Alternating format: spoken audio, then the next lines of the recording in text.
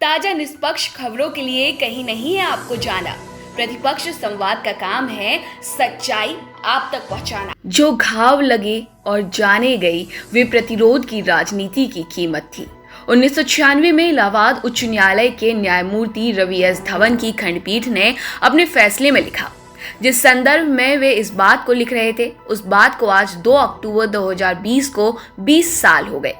आज से 20 वर्ष पहले 2 अक्टूबर 1994 को केंद्र में बैठी मोनी बाबा नरसिम्हा राव की सरकार से अलग राज्य की मांग करने दिल्ली जा रहे उत्तराखंड आंदोलनकारियों को उत्तर प्रदेश की तत्कालीन मुलायम सिंह यादव सरकार के पुलिस प्रशासन ने मुजफ्फरनगर में तलाशी के बहाने रोका और फिर हत्या, लूटपाट, महिलाओं से अभद्रता और बलात्कार यानी जो कुछ भी गुंडे, बदमाश या कुंठित विकृत मानसिकता के अपराधी कर सकते थे, वो सब देश की सर्वोच्च प्रशासनिक और पुलिस सेवा IAS और IPS के अफसरों की अगुवाई में। आज 26 बरस बाद भी उत्तराखंड को इंतजार है कि इन हत्यारे, बलात्कारी अफसरों और अन्य कर्मियों को सजा मिले। चूंकि उत्तराखंड को आज भी मुजफ्फरनगर कांड के मामले में न्याय की दरकार है, इसलिए उस जघन्य कांड को न्यायपालिका के कुछ फैसलों के नजरिए से याद करने की कोशिश करते हैं। मुजफ्फरनगर कांड के खिलाफ यदि कोई सबसे सशक्त फैसला था तो वो था 6 फरवरी 1996 को इलाहाबाद उच्च न्यायालय के न्यायमूर्ति रवि एस धवन और AV श्रीवास्तव की खंडपीठ ने दिया।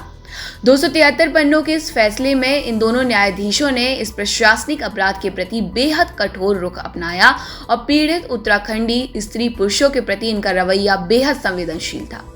दोनों न्यायाधीशों ने अलग अलग फैसला भी लिखा और उनकी खंडपीठ ने संयुक्त निर्देश भी जारी किए। जस्टिस रवि एस धवन ने मुजफ्फरनगर कांड को राज्य का आतंकवाद करार दिया।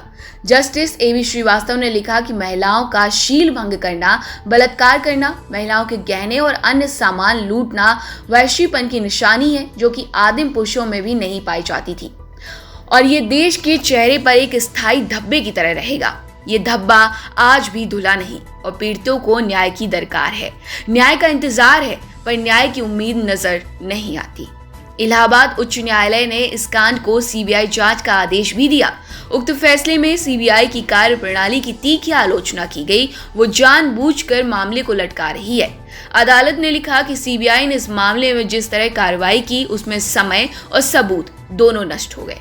आज 26 साल बाद CBI की अदालतों में लंबित मुकदमों और एक एक कर छूटते अभियुक्तों तरक्की पाते और शान से रिटायरमेंट के बाद का जीवन गुजारते मुजफ्फरनगर कांड के दोषी अफसरों को देखकर इलाहाबाद उच्च न्यायालय की बात सच होती प्रतीत हो रही है कि CBI की रुचि दोषी अफसरों को सजा दिलाने में नहीं है। इलाहाबाद उच्च न्यायालय के उक्त फैसले में पुलिस की गोलीबारी में मरने वालों और बलात्कार की शिकार महिलाओं को 10 लाख रुपए मुआवजा देने का आदेश दिया गया। साथ ही घायलों को 25,000, गंभीर रूप से घायलों को 2.5 लाख और अवैध रूप से बंदी बनाए जाने वालों को 50,000 रुपए मुआवजा देने का आदेश दिया गया। उत्तराखंड की तब की 60 लाख जनसंख्या के लिए अदालत ने आदेश दिया था कि 5 साल तक 1-1 रुपया प्रति व्यक्ति प्रति माह केंद्र और राज्य मिलकर जमा करे और इस राशि को उत्तराखंड के लोगों, विशेष तौर पर महिलाओं के विकास के लिए खर्च किया जाए। अदालत ने इसे उत्तराखंडियों के घावों पर मरहम लगाने की छोटी विनम्र कोशिश की थी। 1999 में 273 पन्नों के उक्त फैसले को मुजफ्फरनगर कांड के समय वहां के DM रहे अनंत कुमार सिंह की अपील पर सुप्रीम कोर्ट ने कुछ किंतु परंतु लगाकर खारिज कर दिया। अनंत कुमार सिंह ने ही आंदोलनकारियों पर गोली चलाने का आदेश दिया था। बाद में यह शर्मनाक बयान भी उन्हीं का था कि कोई महिला यदि रात के समय गन्ने के खेत में अकेली जाएगी तो उसके साथ ऐसा ही होगा। यह अनंत कुमार सिंह न केवल सपा, बसपा बल्कि कांग्रेस, भाजपा को भी अत्यधिक प्रिय रहे हैं। मुख्यमंत्री रहते हुए वर्तमान गृह मंत्री राजनाथ सिंह ने अनंत कुमार सिंह के खिलाफ मुकदमा चलाने की इजाजत देने से इनकार कर दिया और इन्हें प्रमोशन देकर अपना प्रमुख सचिव बनाया। केंद्र की पिछली कांग्रेस सरकार के दौरान अनंत कुमार सिंह केंद्र सरकार में सचिव पद पर आरूढ़ हो चुके हैं। अदालती फैसलों की श्रृंखला में 2003 में अजब गजब तो नैनीताल उच्च न्यायालय में हुआ। न्याय की मूर्ति MM घिड़ियाल और मुजफ्फरनगर कांड के आरोपियों अनंत कुमार सिंह आदि को बरी कर दिया। इसके खिलाफ प्रदेश भर में तूफान खड़ा हो गया। आंदोलनकारियों ने हाईकोर्ट के घेराव का ऐलान कर दिया। 1 सितंबर 2003 को होने वाले इस घेराव के लिए एक दिन पहले उक्त दोनों न्यायालय की मूर्तियों ने अपना फैसला ये कहते वापस ले लिया कि अदालत के संज्ञान में ये बात नहीं थी कि 1994 में MM घड़ियाल उत्तराखंड संयुक्त संघर्ष समिति के वकील रहे थे और अब वे उसी मामले में फैसला सुना रहे हैं। ये विचित्र था क्योंकि किसी को मालूम नहीं था ये तथ्य स्वयं MM घड़ियाल। बहरहाल जनता के घेराव के दबाव में अदालत द्वारा अपना फैसला वापस लेने की ये अनूठी मिसाल है। लेकिन इतने कानूनी दावपेच के बावजूद भी उत्तराखंड के सीने पर मुजफ्फरनगर कांड के घाव हरे हैं। उत्तराखंड में कांग्रेस भाजपा के नेता सत्तासीन होने के लिए अपनी पार्टियों के भीतर सिर्फ फुटबॉल मचाए हुए हैं, लेकिन जिनकी शहादतों और कुर्बानियों के चलते हुए सत्ता सुख भोगने के काबिल हुए, उनको न्याय दिलाना सत्ता के लिए मर मिटने वालों के एजेंडे में नहीं है। इलाहाबाद उच्च न्यायालय ने अपने फैसले में लिखा था कि भारत के संविधान की ये अपेक्षा है कि हम एक लोकतांत्रिक लोकतंत्र चलाएं, एक जनवादी जनतंत्र चलाएं, ना कि पिलपिला लोकतंत्र या तानाशाही हुकूमत।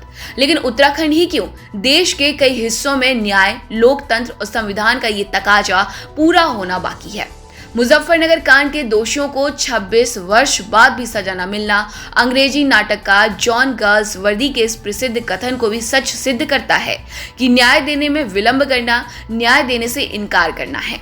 खटीमा, मसूरी, मुजफ्फरनगर कांड आदि दमन कांडों के दोषियों को 26 बरस बाद भी सजा न मिल पाना हमको न्याय देने से इनकार ही तो है। प्रतिपक्ष संवाद के लिए मीनाक्षी रजक। अब हल्द्वानी में आपके लिए हम लाए हैं जीनियस प्लेसमेंट कंपनी। अब नहीं होगा भविष्य खराब, जीनियस प्लेसमेंट कंपनी है आपके साथ। अगर आप में है कैरियर बनाने का जज्बा तो प्रतिष्ठित स्कूल में हम दिलाएंगे जॉब्स।